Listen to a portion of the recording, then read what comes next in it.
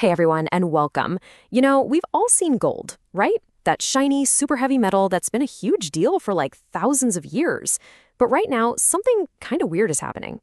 Its price is just soaring, hitting all-time highs. So today, we're going to put on our detective hats and figure out exactly what's going on. Ready? Let's get into it. Okay, so here's our first big puzzle. Just think of gold and stocks as two different players on a team. Gold is kind of like the super safe goalie. Everyone wants it when they're nervous and want to protect their money. Stocks, on the other hand, they're the star striker, scoring big when the economy's booming and everyone's feeling confident. Normally, when one is up, the other is down. But right now, they're both breaking records at the same time. It's this really unlikely team-up, and that's the mystery we need to solve.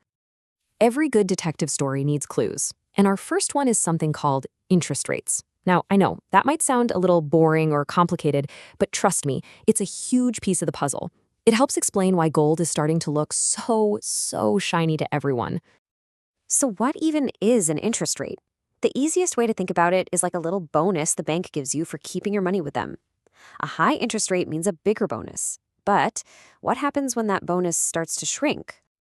Okay, so check this out. The big central bank in America, called the Federal Reserve, has been hinting that it's going to lower interest rates. And when that happens, that bonus you get for saving money in the bank gets smaller. Suddenly, gold, which doesn't pay any bonus at all, starts to look way more attractive. I mean, why would you settle for a tiny little bonus when you could own actual gold instead?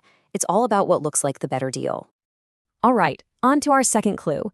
This one is all about gold's most famous superpower, being the world's ultimate shield.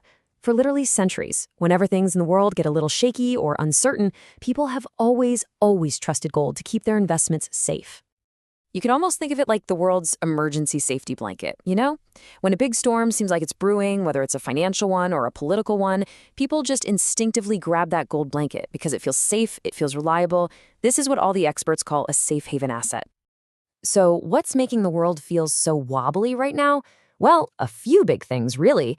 You've got major conflicts going on, like the war in Ukraine and everything happening in the Middle East.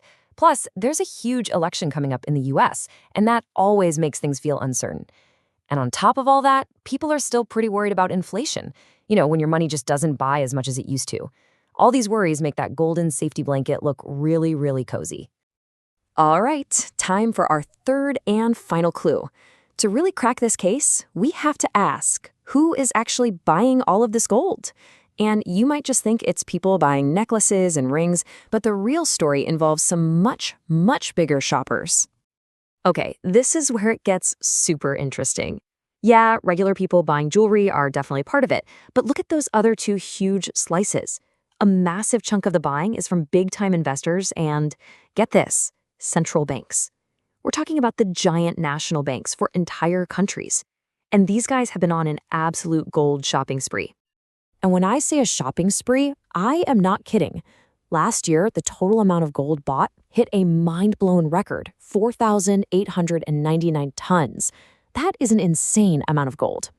To put that in perspective, that's like the weight of almost 800 elephants, all in pure gold. This massive demand is a huge reason the price is being pushed so high. So why? Why are these huge banks buying so much gold? Well, this quote gives us a hint. Some big countries like China, for example, are trying to rely less on the US dollar. See, by stocking up on gold, they're building up their savings in something that isn't tied to any single country's money. It's a huge global trend called de-dollarization, and it's basically their way of becoming more financially independent. Okay, detectives, we've gathered all our clues. We've got clue number 1, those shifting interest rates. Clue number 2, the wobbly, uncertain world. And clue number 3, those secret, supersized gold shoppers.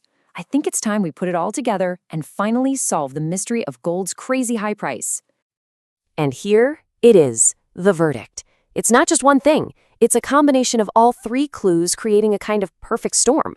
You've got the promise of lower interest rates making gold look good, plus all these global fears making people want something safe, plus giant buyers like central banks snapping it all up.